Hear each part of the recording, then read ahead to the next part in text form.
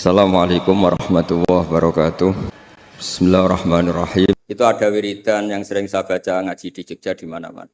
Ya tolong disimak sama nani model Ki Jawa, kemudian saya bawa takbir, bawa ibarat.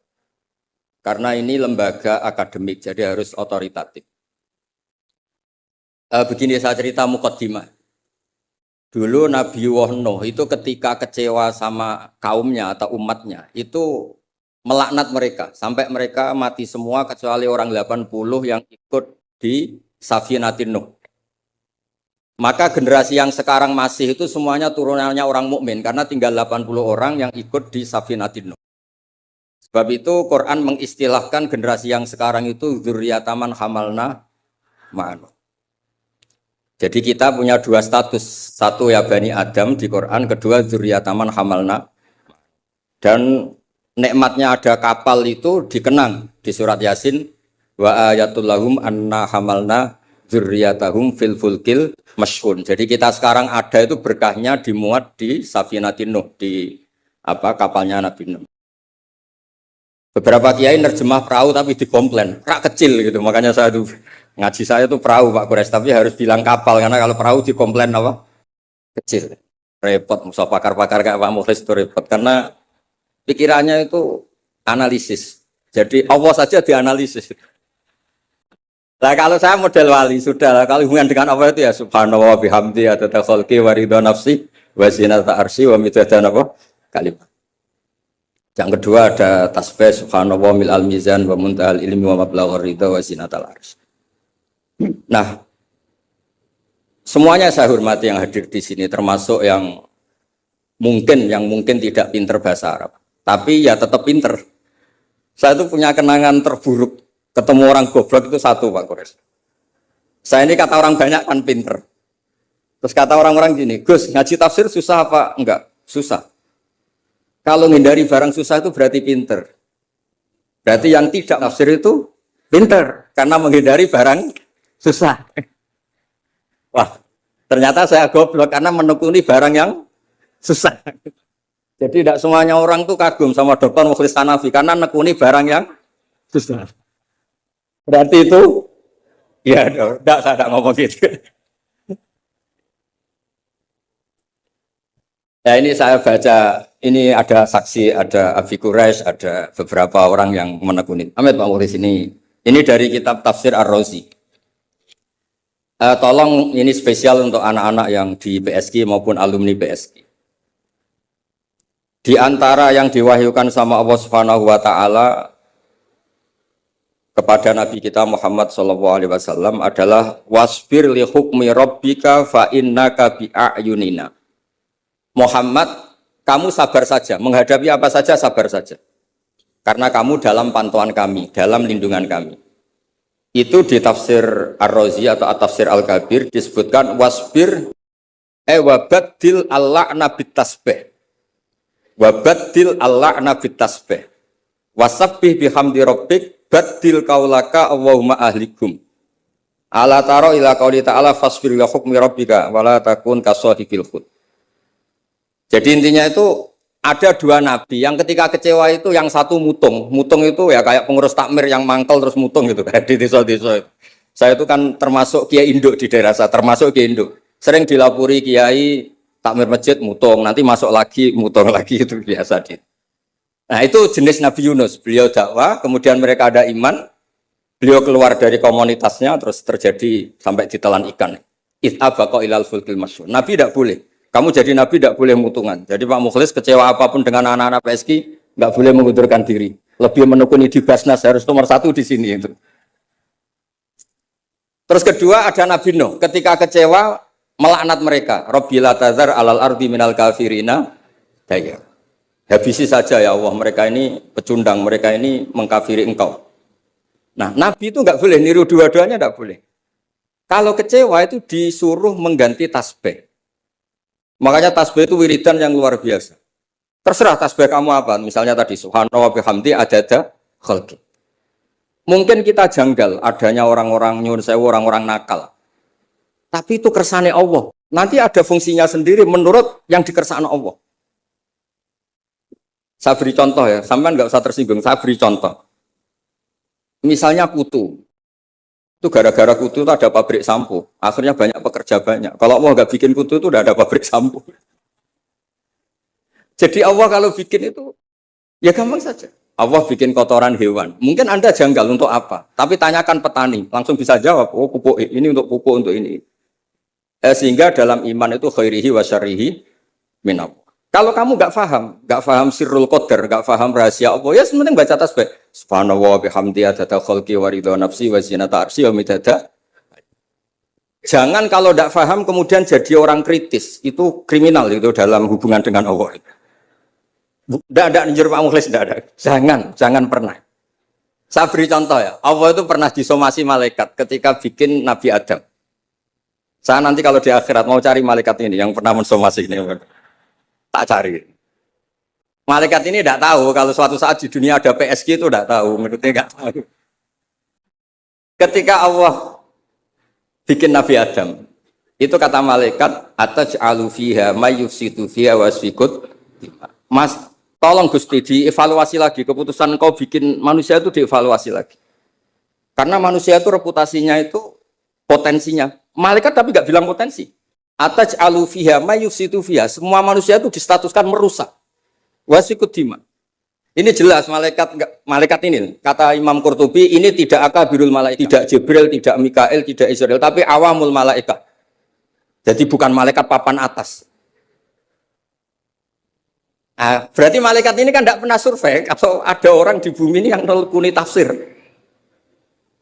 Oh, monggo ahlan wa sahlan Habib Wakil Al-Mukanawar.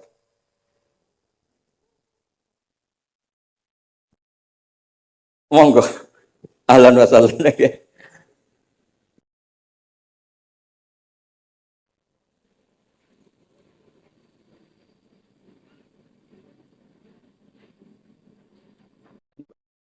Oke. Ya ini kebetulan ini jadi kayak munakosah, kayak ujian disertasi. Kalau yang uji Pak Kures sama Habib Wakil Al-Munawar malah seneng karena kalau orang sudah sepuh itu mesti meluluskan. Yang repot ngadepi ini. Repot itu. Orang ngatur orang nggak minta maaf, nggak merasa dosa. Itu kalau di Rembang bisa di penjara. Itu. Karena di Rembang saya ini keren betul, nggak ada orang berani ngatur saya.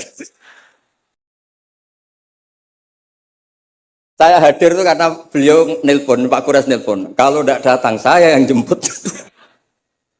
Ya ini korban itu mazlum, doanya mustajab. Saya teruskan. Malaikat ini nanti saya cari di akhirat. Yang komplain atas alufiyah, mayusitu fiha, wasikut. Nah, tapi saya pastikan itu awamul malaikat, bukan malaikat papan atas. Nah, tapi anehnya malaikat ini bilang wa nahnu nusabbihu bihamdika wa nuqaddisulat. Kita ini mentasbihkan engkau. Ini kan aneh. Kalau mentasbihkan Allah artinya semua keputusan Allah itu baik, enggak perlu dievaluasi. Ini yang unik, malaikat ini unik, kacau lah. Wong bilang, "Saya mentasbihkan engkau, tapi kali ini tolong dipertimbangkan." Itu gimana itu? Nah, kita tidak seperti itu. Makanya kita tetap subhanallah bihamdi adada khalqi. Paham terhadap sirul qadar, kita tetap baca apa? Tasbih.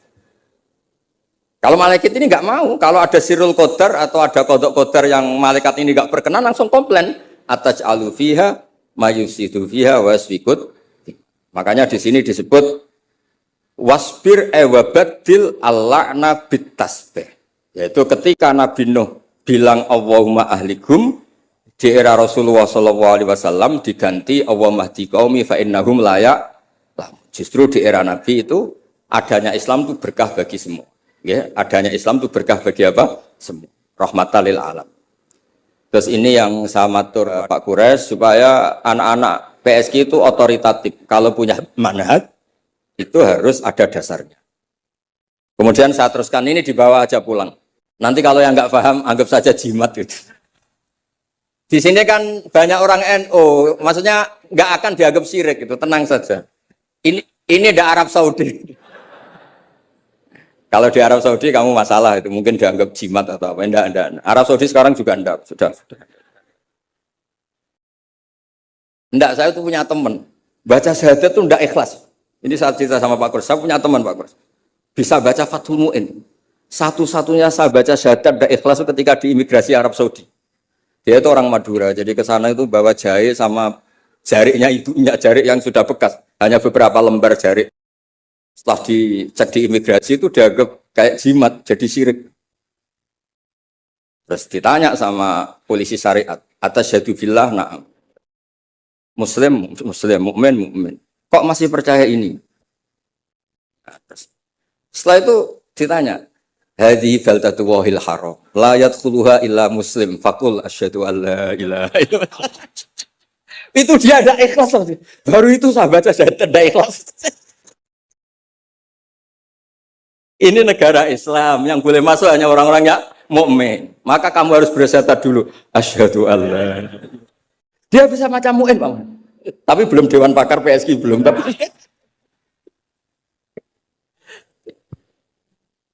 itu seumur-umur baru itu saya baca syahadat tidak ikhlas. Ya sudah, sekarang Muslim dia sudah disyahadatkan. Ya, jadi ini termasuk tafsir yang luar biasa. Jadi wasfir li hukmi rabbik itu kata Imam Ar-Razi wabaddilil la'na bitasbih. Jadi nabi-nabi dulu yang sebagian itu memutuskan Rabbil atadzar minal kafirina dayara, era nabi kalau kecewa disuruh baca apa? Tasbih. Ini penting supaya kehidupan kita itu rileks. Ya saya ulang, ini penting supaya kehidupan kita itu rileks. Misalnya di beberapa daerah kiai itu tukaran. Saya sering kiai tukaran itu bagus. Setan itu yang kurang pengalaman. Orang kiai-kiai itu kan orang-orang soleh, punya saudara 5 tukaran semua, itu pindah Papua bikin pondok, pindah Medan bikin pondok, di Kalimantan malah pondok ada di mana-mana. Itu berkahnya tukaran. Nah, setan kaget, loh, tidak sesuai rencana ini. Karena kurang wawasan, setan ini kurang wawasan. Orang soleh kok. Jadi yang dulu satu titik tanah dipakai sujud, dipakai pengkajian Quran, gara-gara konflik kemana-mana. Termasuk beberapa orang yang nggak berani pulang di Jakarta di PSGP ya di rumah masih gitu. Jadi kalau Allah menghendaki orang soleh itu di mana-mana baik.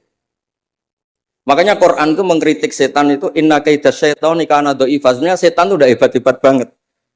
Wong zaman gini yang ngaji ya banyak. Berarti kan ini kegagalan setan. Itu gagal betul itu. Anda pemenang kan? Mungkin orang lain terganggu lah. Saat ini mungkin melakukan hal-hal yang nggak benar. Anda kesini ngaji itu menang. Nah, itu juga yang mau saya baca di ini beberapa referensi saya ini yang di hadis-hadis sahih. Ini yang di kitab Fathul Bari. Saya tadi sudah matur Pak Kures supaya otoritatif. Ketika kita baik, ya saya baca ya. Ketika kita baik, ternyata dalam banyak hal kita ini dianggap ya, di atas malaikat. Jadi kadang Allah itu bully malaikat begini. Kamu iman sama saya, iya ya Allah, normal. Kamu melihat surga neraka, melihat dan bahkan ikut. Tapi Bani Adam itu tidak tahu saya, tapi iman sama saya. Wahal ra'auni, enggak. Enggak tahu saja seiman itu. Kalau wiridan sampai nangis, enggak tahu. Jadi makanya ini di kitab Bukhari.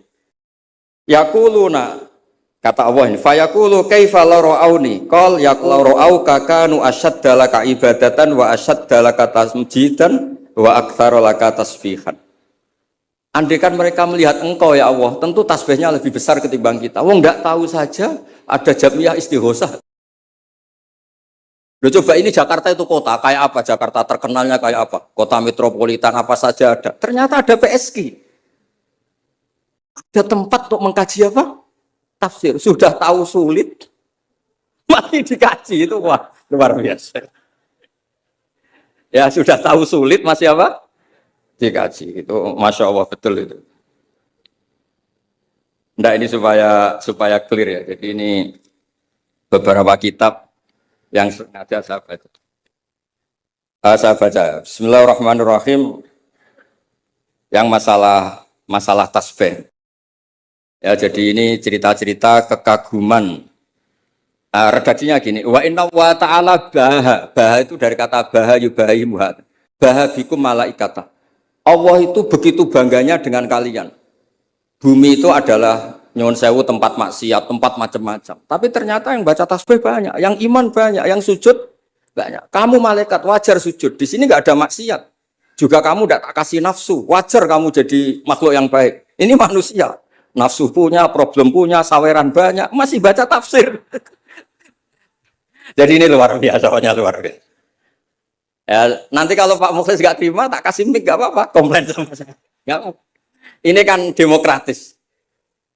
Monggo nanti kalau mau komplain. Tapi model wali sama intelek biasanya keramat yang model wali. Tak jamin. Tak jamin. Saya itu sering di mana-mana itu cerita wali. Bukan karena apa-apa ya. Supaya orang itu masih punya cita-cita dicintai Allah. Mungkin kita kelamaan hidup di dunia ini. Ingin dicintai pejabat, orang kaya, orang terkenal. Bu ya, oh, kamu itu makhluk. Ingin ya dicintai Allah Subhanahu. Allah ngendikan Allah waliyul ladzina amanu yukhrijuhum minadz-dzulumati ilan. Jadi supaya orang itu nganggep wali tidak wow terus kita kayak wali songo itu tidak perlu seperti itu. Kalau kamu kayak wali songo malah tak komplain karena saya pasti tidak percaya. Kita jadi wali yang gampang-gampang. Saya berikan satu hadis yang resep jadi wali. Innallaha ta'ala la yardo, ini hadis Sahih Muslim. Innallaha ta'ala la yardo anil abdi idza aklal aklata fayahmadahu 'alaiha aw yashraba syarbah fayahmadahu 'alaiha. Itu pakai inna itu taukid, masih pakai lam li taukid. Allah itu sangat ridho kalau orang itu makan ketika per lukmah itu membaca tahmid. Ya Allah, alhamdulillah bisa makan, alhamdulillah bisa minum. Orang diridhoni Allah itu di atas wali. Gak usah kamu jadi wali wiridan baca kulhu 10.000, gak ada yang percaya. Gak ada yang percaya. Sudah, pokoknya kalau makan alhamdulillah. Yang saya tidak tahu itu rokok. Bisanya baca alhamdulillah kalau setelah rokok itu saya tidak tahu. Apa sunat alhamdulillahnya, apa makruh rokoknya itu nanti malaikat bisa diskusi. Ini kan ada janibul khairi sama janibus. Ya, itu malaikat bisa berdebat. Wong saya pernah ditanya, orang itu nggak ikut rokok, tapi pernah ditanya gini Pak. Ada orang rokok. Kalau di kampung-kampung biasa mau Jumatan rokok. Pas mas disedot komat, terus dia takbir. Itu asapnya masih keluar. Nah itu batal enggak? Wah, saya bilang saya ada ikut mati rokok kok disuruh mikir hukumnya. Ya pikir sendiri ya udah. Tapi yang jelas itu malaikat punya alasan menghadap Anda. Saya ada bilang haram, tapi kalau itu cukup untuk malaikat menghadap, enggak, karena pasti itu tidak sopan. Terus saya tanya, enggak Gus, batal apa enggak? Yang batal itu kan aklu masuk, ini kan keluar. Ini tambah enggak bener ya. Nanti enggak apa-apa Pak Mukhlis, nanti komplain enggak apa-apa. Ya ini kebanyakan Syafi'i itu, kecuali Pak siapa? Aneh. Di Indonesia madzhab Hanafi itu enggak laku. Apa?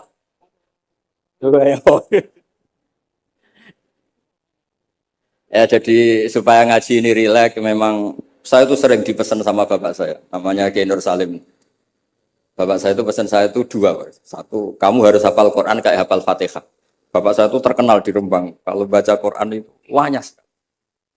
Kedua, jangan pernah kalau ada orang ngaji itu dibikin susah.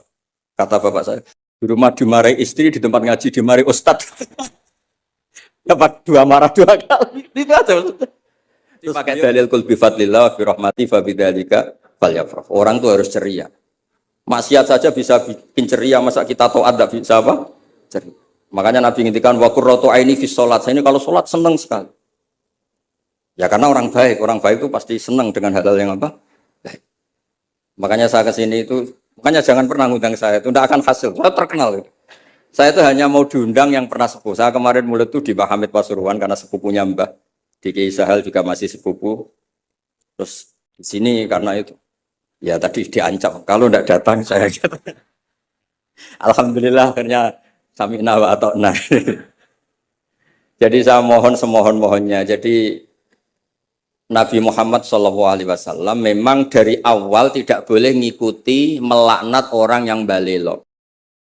Sebab itu ketika Nabi menyamakan dirinya, ketika melihat Nyun Sewu Umar temperamental, masaluka ya Umar kamasali Nuh, ifqala Rabbila tadhar alal ardi minal kafirina daya. Wa masaluka ya Abu Bakrin kamasali Ibrahim ifqala faman tabi'ani fa innahu minni wa man asani fa innaka ghafurur rahim. Dan Nabi Ibrahim ini juga yang Allah bilang ke Nabi Muhammad ngendikan anit tabi millata Ibrahima hanif. Jadi santri BSK yang soleh kita doain, yang beling kita doain tobat. Jangan diusir Pak. Kalau diusir menjadi orang lebih nakal nanti Kak, Anda yang ditanya sama Allah. Sudah baik-baik di PSK kamu usir, sekarang di tempat maksiat. Kita yang kena hisab. Karena syariat kita faman tabi'ani fa innahu minni wa man asani fa innaka ghafurur. Kalau tidak bisa semua karena kita punya ghirah, punya bughdu alil ma'asi, misalnya kita orang soleh yang benci sama maksiat. Kamu ikut saja Nabi Isa. Ketika tidak bisa memilih, kembalikan ke Allah yaitu bertasbih. Kata Nabi Isa, in tu'adzibhum fa innahum ibaduk wa in taghfir lahum fa innaka antal azizul hakim. Itu kan hamba jenengan, Gus, itu tidak wilayah saya. Monggo terserah jenengan. Monggo ora melok gawe kok jenengan elok-elokno. Saya ada ikut bikin ya monggo itu wilayah jenengan. Jangan ngambil sikap kemudian Anda itu salah. Misalnya begini, tanpa ngurangi hormat. Sayyid Abdul Hasan Asyadili dalam satu mukasyafahnya itu ketemu Nabi Nuh sama Nabi Muhammad sallallahu alaihi wasallam. Itu Nabi Nuh kan melaknat orang kafir sampai habis. Kata Abdul Hasan Asyadili, di Indonesia kan banyak thariqah Asyadiliyah. Lau alimanuhun, andekan Nabi Nuh perso bahwa fi asla birijalil kufar itu ada gen-gen yang nanti menjadi muslim, maka nggak boleh dipasutkan karena nanti akan melahirkan orang-orang apa? Muslim. Kita tahu Abu Jahal punya anak Ikrimah, Abu Lahab punya anak Jarrah, Walid yang musuhnya Nabi punya anak Khalid. Kita kan tidak pernah tahu. Maka ketika Malakul Jibal menamari Nabi Muhammad menghancurkan kabilah ya Abdu Yalil, juga beberapa kawasan di Mekah, di Hijaz saat itu. Kata Allah, Jibril bilangkan ke Muhammad, ingin mereka tak habisi apa Muhammad sabar. Terus kata Malakul Jabal, in syi'ta ya Rasulullah an udbiqa alaihim al-akhsyaben. Kalau kamu mau, ini dua gunung mau sabarkan di sini supaya mati semua. Apa jawaban Rasulullah SAW? Bal arju ayyukhrijawah min aslafihim ma ya'budu wa la yusyriku bihi syai'an. Saya sebagai nabi tetap berharap meskipun bapaknya belum iman, anak cucunya napa? Dan itu yang dilakukan para wali songo juga yang dilakukan di PSG. Sehingga alhamdulillah barokah harapan itu kita tetap hidup pede, percaya diri, mengelola zaman yang seperti ini. Karena di Quran ada ayat mengelola zaman seperti itu membaini farthi wa damil labanan khalisan sa'ighal disyarikin. Allah itu bisa mengelola, mengeluarkan susu dari sapi, padahal materinya sapi itu ada dam, ada darah, wa farsen ada apa? Kotoran. Tapi Allah tetap segampang itu membuat sapi-sapi itu mengeluarkan apa? Susu. Jadi kamu tidak perlu risau, wah zaman sudah gini, nggak ada nabi, adanya Pak Mukhlis gitu, tidak usah gitu. Sudah kalau mau menghendaki tetap soleh, gampang. Nah, itu baca tasbih. Napa baca napa? Tasbih. Makanya badilil la'na bit tasbih. Ya, ngoten. Assalamualaikum warahmatullahi wabarakatuh. Kalau cerita di antara khazanah sing kula waos. Dan itu jauh sebelum kula pireng cerita Mbah Minan. Kula nggih sering diceritani bapak kawula. Bapak riyen badhe khatam saking buyut Zubaidi, khatam teng mriki ngaos Mbah Dola. Niku banyak ulama sing gadah tradisi kados Mbah Minan. Teng kitab Ummul Barohin ini diterangkan Nabi Musa sausé kepanggih pangeran. Niku nak ketemu suarane tiyang kupinge ditutupi. Wong bar krungu suarane pangeran terus krungu suarane manusa. Pusing. Terus Mbah Minan niku biasa Quran bocah bakas panen ini kan pusing. Cerita ana corona niku ya pusing. Biasa asik baik pangeran itu mesti istilahnya billah, nyamannya dengan Allah. Di Indonesia itu kata sangat sing masyhur nggih Mbah Dimyati Pandeglang dan alhamdulillah wonten Mbah Minan. Kula gadah pernah Mbah Ansal nambah kula namine Mbah kanca beliau di Mekah. Itu termasuk ngriwayataken dawuh Mbah Minan Aku iku kang wis ra urusan ambek wong, wis pokoke aku ngaji, disalahno wong akeh lah, sementing aku ngaji kok. Terus kalau alhamdulillah termasuk orang yang pernah diberi kesempatan soal beliau di kamar beliau dan saya tasyarruf sekali merasa mulia karena khazanah itu memang ada. Terus kalau cerita sekedap para tamu di Baminan kalau dengan logika saiki wong lagi muhadasah mbek pangeran munajat. Munajat waos Quran, khatam. Kemudian jenengan ganggu kalam-kalam adami. Niku nggih cara hukum tirakat nggih batal kados salat, nek omongan adami niku batal. Terus kata orang-orang yang punya pilihan seperti itu, wahsyat, merasa tidak nyaman dengan makhluk. Ketika kalau bahasakan mendengar suara Tuhan, itu tentu ini menjadi masalah dalam kitab Tauhid karena laisa fi harfin wala sautin. Tapi ini mumpun jadi istilah, status istilah umum, hatta yasma'a kalam. Kalau cerita tentang Imam Syu'bah, Imam Syu'bah ini lam yusfroh lahu firosun khomsina sana. Beliau itu nggak pernah lemean 50 tahun. Dan beliau khataman itu 24.000 kali.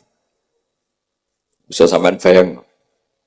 Dan itu seringnya diwuduin wahid. Kata Sayyidina Utsman, niku khatam Quran nggak ba'da Isya. Niku witirnya namung sak rakaat.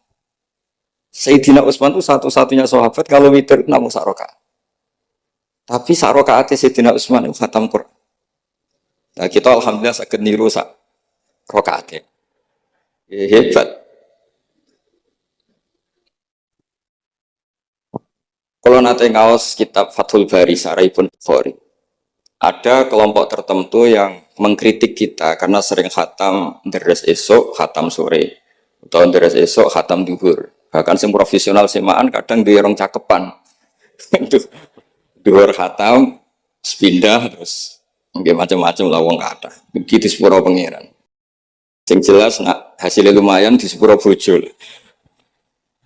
Kalau ada konco hafid itu pegawaiannya sama, anu nak cerita sampai apal deh, nak wong belah sakmene, nak wong desa sakmene.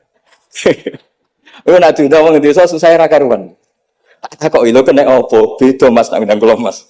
Tak pikir beda niku nopone ngono. Ternyata nggih niku nes.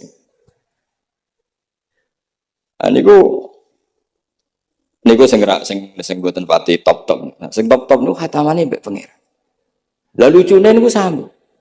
Sing payu ning desa ning belah yo nyun sewu yo duwe hasil. Tapi jenenge rezeki perhitungan niku jumlahe nggih terbatas. Nek sing khataman teng kamar ngoten niku mboten terbatas, wong niku langsung hubungane mbek pangeran. Jadi sampean sering semaan mbek baminan semaan mbek pangeran, mesti keramat baminan semaan mbek pangeran. Mergo sampean kontrak basari, kontrak iki cek menuso. Sik ro bedane wong belah pejabat sampai wong desa. Kanca kula sakniki mboten purun semaan, gara-gara krungu debate. Niki kisah nyata. Cara sing lanang niku 50.000 zaman niku tahun 9 berapa. Cara sing wedok niku 20. Debat terus dipadakno. Wong macul wae mau 20.000. Pemenah iki semaan ning jero omah, dadi 20 wis cukup. Gara-gara krungu debate niku terus mboten nate purun diundang napa? Semaan. Niki cerita. Tapi ilmu yang saya dapatkan dari bapak saking Badullah, niku dawuh Badullah, kena kepengen semaan diundang wong ikhlas iku gampang Nur. Kowe sering deres. Jadi nek diundang wong anggap ae derese pindah tempat. Nah, tapi nek sampean ra tau ngaji khatam, jebule nek diundang semaan khatam, nek ning omah ra khataman, berarti orderan. Jadi ki solusi bagi kanca-kanca hafid sing wedi dosa, nek sing mboten wedi nggih monggo terusno mawon. Niku carane niku nggih tetep teng dalem nggih khataman, mungkin nek diundang, berarti khatamane pindah tempat. Tapi nek sampean ra tau ning omah khataman, kok nek diundang khataman, ya berarti order. Niki mboten nyindir, niki menata niat nih, cerita-cerita nata niat. Terus Imam Fathul Bari niku cerita, ketika Rasulullah Shallallahu alaihi wasallam dawuh iqra'hu fi syahrin, ada sahabat yang pamit mau khataman tiap bulan enggak boleh, 2 minggu enggak boleh, seminggu enggak boleh. Walhasil Itu dipakai alasan. Terus Nabi ngintikan ikra'hu fi syahrin sampai ikra'hu fi sab'in sampai ada riwayat ikra'hu fi salasin. Sudah 3 hari khatam sekali itu sudah kebanyakan. Apalagi 1 hari khatam sekali. Itu kemudian dipakai kelompok tertentu untuk mengkritik tradisi NU yang 1 hari khatam. Tapi apa jawabannya Imam Fathul Bari? Apa mereka yang mengkritik itu benar-benar nyata ikra'hu fi syahrin, kemudian mereka itu khatam tiap bulan? Kan enggak juga. Oke, kamu kritik enggak apa-apa dari Imam Sinten Ibnu Hajar al-Asqalani, tapi kamu juga harus baca ikra'hu fi syahrin tiap bulan benar-benar apa? Khatam. Ikra'hu fi sab'in. Memang benar-benar tiap 7 hari khatam. Niki ngritik sing khataman sedina, tapi ya ora khataman tiap 7 hari. Jangan bakatnya jangan ngritik. Nah, terus Imam Fathul Bari cerita, a'rafun nas, orang paling tahu tentang yang dikehendaki Rasulullah Shallallahu Alaihi Wasallam tentu ashabu, beberapa sahabatnya. Dan ternyata Sayyidina Utsman itu setiap malam khatam. Artinya apa? Tiap hari beliau khatam. Masa Sayyidina Utsman nggak tahu hadis itu? Sayyidina Utsman tiap malam niku khatam. Imam Bukhari rawi hadal hadis yang meriwayatkan Nabi itu melarang khataman keseringan, yang meriwayatkan hadis ikra'hu fi syahrin, ikra'hu fi sab'in. Beliau itu tiap malam khatam Quran, dan khusus Ramadan khatam 2 kali. Bukan karena order lagi, memang benar-benar khatam. Jadi pagi khatam, indal iftar, nanti khatam lagi sampai indas sahur. Sehingga terus mulai sanad kula dugi Mbah Dolah, dugi Mbak Arwani sedanten lewat orang tua saya, lewat guru-guru kita. Khataman tiap hari itu enggak punya akibat apa-apa. Karena itu ahwalu masyayikhina, itu sudah perilaku masaya-masaya kita. Terus niki yang perlu saya ungkapkan. Kemudian orang-orang yang kayak itu ngalami toyul wakti. Gurunya Imam Sa'roni namanya Ali Al-Mursifi. Ini cerita tentang Sirajul Qori. Saraipun Mandu Masatibi. Di antara keramatipun gurunya Imam Sa'roni, niku 1 hari itu khatam 360.000. 1 hari. Sampai sebayang 360.000. Niku boten sampean takwil paling kulhu pengganti Quran. Ini boten, ya memang dibaca. Sampai muridnya Imam Sa'roni itu tanya, takra'uhu bi harfin wa sautin. Apa kamu baca dengan huruf juga ada suara jenengan? Naam.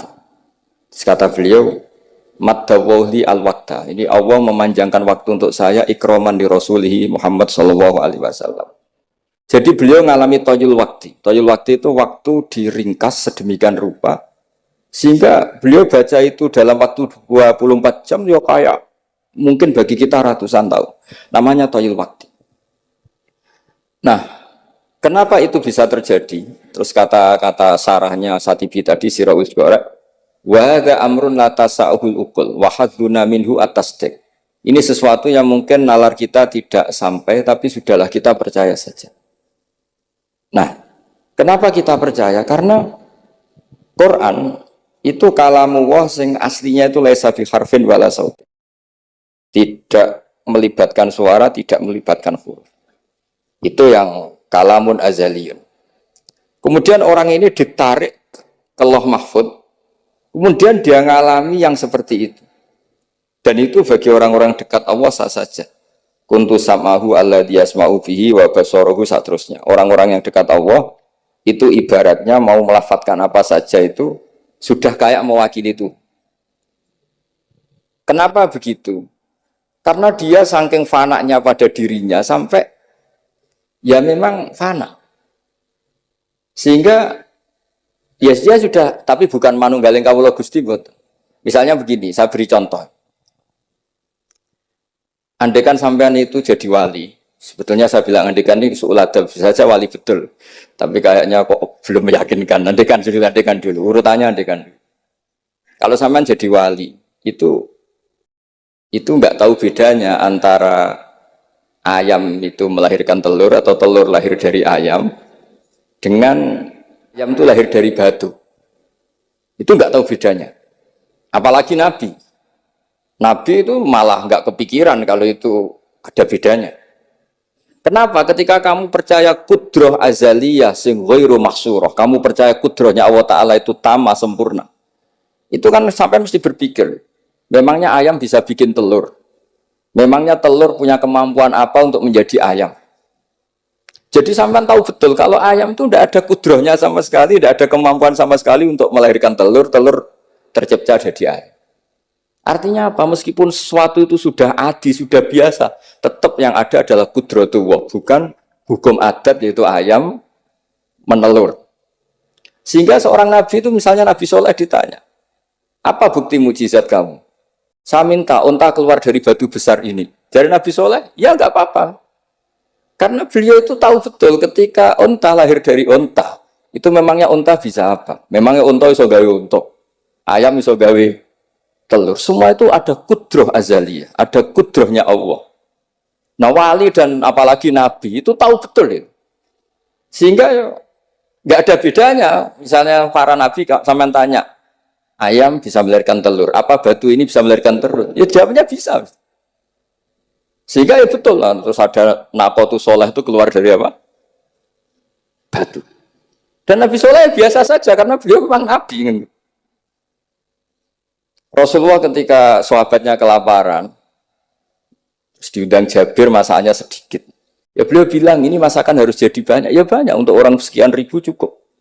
Ketika sahabat kurang air di padang Sahara, sahabat bingung nyari air, Nabi malah sari, masyhur. Sari, terus ya santai aja ketika beliau dilapuri kurang air, terus ya sudah minum air dari sini, terus fana ba'al ma' min baini asobi. Karena Nabi itu orang yang tidak bisa didikte oleh hukum adat, sehingga enggak terus ayam ini bisa melahirkan telur, berarti mungkin. Kalau batu enggak melahirkan telur, enggak mungkin. Terus kamu bilang ini mungkin, ini tidak mungkin. Itu kita kalau di matolek kan diajari. Padahal mungkin enggak mungkin berdasar hukum adat. Bukan berdasar kudrohnya Allah Subhanahu wa ta'ala. Nah, orang-orang yang sudah begini, masalah rezeki juga gitu. Soalnya sementing para pangeran, masuk dimbarno pangeran. Akhirnya sudah, sementing muamalah mbek Allah. Makanya ada seorang Habib, dia gak punya pekerjaan, terus setiap hari dia sholat, tiap pagi ngantor. Ternyata dia ke musola atau ke masjid sholat. Terus kata Habib itu, ya Allah, semua orang yang kerja engkau gaji, maka saya ya harusnya engkau gaji. Iku yo terus sugih, tapi bukannya ditiru boleh. Jadi dia apa ngantor ya rati kantor, kantorin yang masjid, sholat. Tapi ini nggak boleh gaya-gayaan loh, yang sudah makomnya seperti itu. Kalau sampean gak makomnya ribet. Tapi ini cerita ya, kalau tak belajar Quran. Sehingga para nabi itu gak kepikiran, misalnya Nabi Ibrahim itu gak kepikiran kalau api itu bisa membakar, karena beliau tahu api apa punya ikhtiar, api apa punya irodah, punya kehendak, api apa punya cara yang diinginkan api itu untuk membakar saya, kan tidak juga, dia benda mati, pasti itu tangan Allah. Sehingga ketika beliau mau dibakar ya santai aja, beliau gak tahu bedanya di sana sama di sini. Semua nabi itu begitu, makun data dirimal kita bualal iman. Makanya semua nabi itu rata-rata umi itu ya pokoknya sudah begitu. Makanya disuruh berdoa ya nggak mau. Kata malaikat Jibril, saya Jibril untuk nolong kamu. Tidak, saya tidak butuh kamu. Maksudnya kamu ngomong nanti tak sampaikan ke Allah. Allah itu sudah tahu tanpa kamu. Hasbi min su'ali ilmuhu bihal. Itu nabi. Nah, Rasulullah Muhammad SAW juga sama. Ketika mau perang Badar, itu kan musuhnya itu 1000 lah kira-kira gitu. Sahabat itu 300. Terkenalnya 313 sama dengan Ashabi apa itu? Tolut itu. Apa itu? Waqatala apa Dawud, Ashabi Dawud itu. Itu Nabi ya santai aja. Padahal itu pedang satu dipakai orang 10. Sampai bisa bayangkan perang pedangnya gentenan. Tidak bisa kan? Tapi Nabi karena diutus Allah ya jalan saja. Dia santai. Karena bagi Nabi itu nanti ada kudratullah. Betul. Ternyata perang musuhnya 1000, musuh 300, yang satu perlengkapan lengkap, yang satu gentenan pedang. Perang yus. Tadi bacok sik nyelip pedangnya kalau musuh kan biar gak iso bayang. Singkat cerita terus masyhur itu Nabi terus berdoa. Ya Allahumma Allahumma intuhlik hadil isobat alam tu'bad ba'dal yaum. Walhasil terus ada pertolongan dari Allah. Artinya Nabi nganggep ini gak penting 300 apa 100. Orang menang tuh ya karena bi kudratillah. Begitu juga di perang Khandaq di. Sehingga Nabi itu pernah minta kakinya kambing. Kaki yang depan namanya dirok. Dirok itu dua kan. Namanya kaki depan itu dirok. Coba ambilkan dirok itu, ini ada tamu, diambilkan. Terus diambilkan lagi.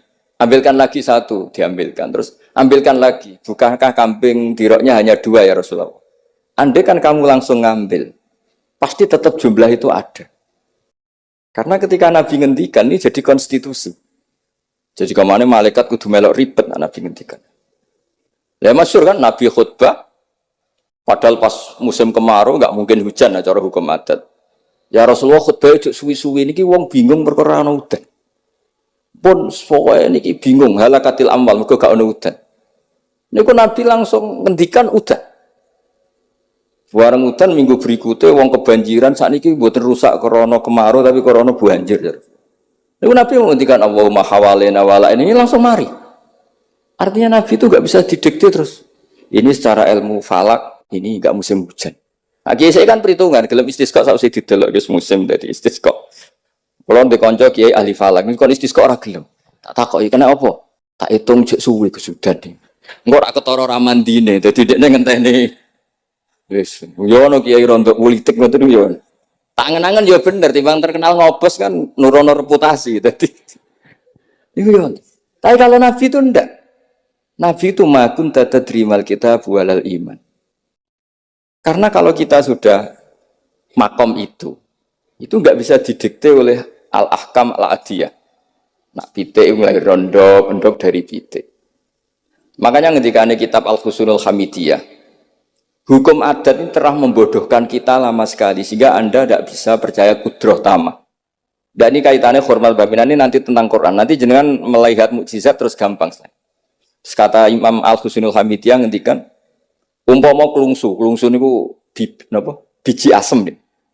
Andai kan tidak pernah terjadi klungsu itu jadi asem yang besar. Kemudian buah, kemudian macam-macam lah ditabrak truk nganti masalah tenan. Terus itu gak pernah terjadi. Terus akhbaru kamu birun, terus kamu diberi cerita orang, ini klungsu ini bisa jadi pohon besar sekali suatu saat. Kamu pasti tidak percaya.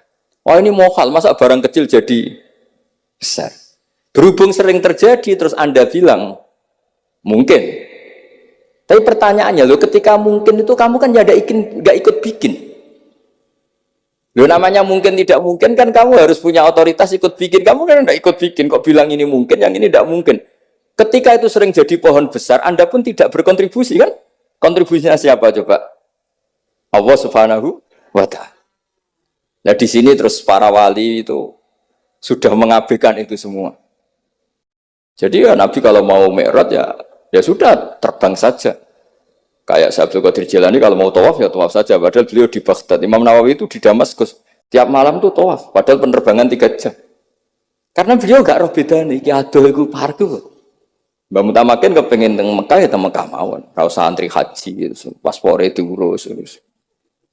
Kondo Mas Nadib kondo menak nu mboten usah ngoten. Mboten usah ngoten. Niki cerita wali mboten. Artinya orang-orang ahli Quran itu sudah ke makom itu. Sehingga yo coba warai nak tengok-tengok ning omah terus rezekine piye yo coba warai ngono kok dadi goblok malah niki pun makomnya seperti itu. Dan kita harus berlatih. Kalau kita tidak berlatih maka ilmu ini akan hilang. Ya itu tadi, terus kita didikte hukum adat, seakan-akan hukum adat ini memenjarakan kita, memasung kita, kemudian kita sampai nanti ada mukjizat, Naqatus Soleh keluar dari As-Sokhrah, dari batu besar kita janggal, Nabi Ibrahim dibakar oleh api, kita janggal. Sebetulnya itu kalau pakai, makanya di Matolek, di semua pondok diajarkan, ada mohal akli, ada mohal apa? Adi. Kalau mohal adi itu ya sebetulnya tidak mohal, cuma secara adat itu jarang terjadi. Tapi kita harus mulai berpikir, dilatih. Ketika telur jadi ayam, memangnya dia punya ikhtiar kan enggak? Tetap di situ ada kudratu. Wah, lah kalau sama-sama kudratu, wah bedanya apa? Telur keluar dari ayam sama telur keluar dari batu. Kan sama-sama yang menentukan adalah Nah di sini ini latihan tauhid.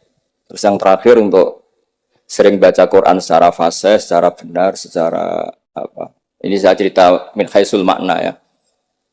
Itu sesuatu itu dikembalikan pada yang punya. Saya beri contoh ya. Kalau sampean saya tanya, mic ini kan dari besi, sama ini masker dari kertas, dari kain. Ini kuat mana? Pasti sampean menjawab kuat mic, karena ini materinya dari apa? Tapi Anda salah. Artinya salah itu, ya semuanya cerdas tapi lagi setengah. Yang benar adalah, ya terserah jenengan Gus jenengan yang megang. Bisa saja ini masker tak rencanakan, tak awetkan, tak simpen, tak museumkan. Saya punya rencana menghancurkan mic ini. Berarti nanti awet mana? Dinosaurus itu konstruksinya lebih kuat, tapi Allah menghendaki habis-habis. Pitik sing ngono iso nganti saiki. Nah, kira-kira seperti itulah hukum Allah. Karena agama itu apa? Jadi ya mambiati malakutu kulli syai'. Agama itu berkeyakinan kalau ya terserah yang punya. Jadi kalau di depan agama kamu tidak bisa bilang ini lebih kuat timbang ini, tidak bisa. Tetap terserah yang ku. Jadi kalau jenengan cerdas betul ditanya, mic ini sama masker kuat mana? Terserah jenengan. Atau kalau enggak, wallahu a'lam. Karena memang, iya apa artinya ini lebih kuat, tapi saya punya rencana menghancurkan. Tapi ini lemah, tapi aku punya rencana tak awetkan. Nah, seperti itu harus dilatih supaya kita terbiasa iman itu bil bayyinah dengan argumen-argumen yang kuat. Karena memang syaratnya iman menurut banyak ulama ya lam yakunil ladzina kafaru min ahlil kitab wal musyrikin munfakina hatta ta'tiyahumul bayyinah. Jadi sehingga semua rasul itu punya kecakapan itu. Makanya nanti kalau suatu saat jenengan dekat ajal, dekat apa, itu harus begitu juga dilatih. Ketika saya hidup ya tidak bisa mengatur kehidupan saya, cara kerja jantung, cara kerja organ tubuh kita. Sebenarnya kita hidup kan hidup saja, kita tidak tahu kenapa hidup. Tapi sawangannya nak wis mangan menjaga kehidupan. Sawangannya nak berobat menjaga apa? Kesehatan. Tapi kita bisa apa di depan kudratullah? Jadi harus dilatih terus. Karena ini ngaji berarti yang ahli Quran itu sekolah suwun adat kados Mbah Minan, Mbah Dimyati, beberapa ulama yang enggak keluar kamar itu mulai dulu juga ada. Itu juga satu manhaj karena sudah asik dengan Allah maka asing mengalami wahsah dengan yang lain. Tapi juga ada ulama yang milih kumpul orang banyak sehingga manfaati orang banyak. Dan menurut saya figur-figur di kajian itu sudah sempurna larnya. Ada model Mbah Dola, Mbah Sahal, Mbak Minan sendiri tertutup, tapi Ibu Umi Tuha sosialisasi kiroati kemana-mana. Sehingga ini pelajaran bagi kita bahwa pilihan dekat Allah itu variannya apa? Banyak. Yang penting ikhlas sambil terus belajar mendengarkan makalah-makalahnya ulama. Karena makalah ulama ini penting. Kita kalau nggak diwarai ulama itu tidak bisa cara berpikir bersanad. Saya sering didhawuhi Mbah Mun, dinas siratal mustaqim itu siratal ladzina an'amta alaihim. Kenapa tidak siratoka jalanmu ya Allah? Fa inna Allah ta'ala la ya'kul wa la yashrab wa la yanam. Allah itu tidak makan, tidak tidur, tidak apa-apa. Terus kita bisa niru apa, Pak? Tapi kalau siratal ladzina an'amta alaihim artinya thariqullah adalah dengan mengikuti orang-orang yang telah diberi nikmat. Jadi kita niru Mbah Dola, niru Mbah Arwani, niru orang-orang baik. Karena kita enggak bisa niru Allah. Makanya setiap Allah cerita orang kebaikan, cerita kebaikan itu pasti cerita aktor-aktornya. Ulaikal ladzina an'ama Allahu 'alaihim terus minan nabiyyin. Terus itu aja diceritakan keluarganya min dzurriyyati Adam wa mimman hamalna ma'anu supaya orang itu hormat sama leluhur. Saya kenapa cerita Mbah Mutamakin bukan tafakhur bin nasab bahwa kita soleh begini tuh barokahnya doanya orang-orang dulu. Min dzurriyyati Adam wa mimman hamalna ma'anu. Masih diteruskan wa min dzurriyyati Ibrahim wa Israil. Baru soleh secara umum yang tidak perlu nasab. Wa mimman hadaina wajtabaina. Jadi Allah menghormati nasab sampai seperti itu. Sehingga rata-rata orang-orang soleh itu ya babahnya soleh. Mosok turunannya sing wakaf masjid, sing kiai puluhan tahun, kalah mbek wong sing dadaan dadi kiai. Yo ketoke rapati fair. Ini buatan kok urusan kula fanatik nasab nggih. Tapi tetap ini bisa jadi kiai karena melok partai wa mimman hadaina wajtabaina. Tapi yo ketoke yo pantes yo rada antri lah ojo kok ngarep nemen-nemen nak. Ya masuk terus misalnya ra tau wakaf masjid, ra tau wakaf tanah, ngerti-ngerti kepengin mimpin. Sing masjid iku nyunatno maulid, nyunatno tiba, dekne mimpine ku ngaramno maulid kalau tiba. Ya nak ngaramno iku nggih masjid dhewe, aja ning masjid iki kan. Terus Allah itu saking reganine tiang-tiang soleh dulu itu sampai ketika cerita orang baik itu pasti cerita mbah-mbahnya. Wa kana abuhuma sholih. Ketika ada orang diperhatikan Nabi Khidir itu pertimbangannya wa kana abuhuma sholih. Itu dalam kitabnya Said Muhammad, abuhuma itu abuhu as-sabi'. Jadi bapak yang ketujuh dari Hulam ini, bukan bapaknya pas.